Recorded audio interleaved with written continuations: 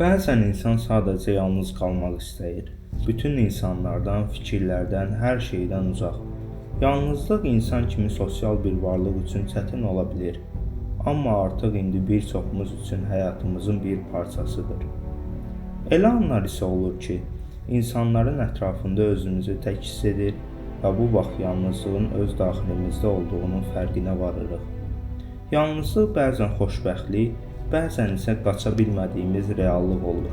Yalnızlıq bəzən bizə özümüzü tanıdan ən yaxşı dost, bəzən isə kabusumuza çevrilən reallıq olur. Bəlkə də hər bir şey illüziyadır, ya da fərqinə vara bilmədiyimiz gerçəklik. Bəlkə də bizi yalnızlığa sürükləyən zamandır. Bəlkə də eyni tərzdə keçən günlər.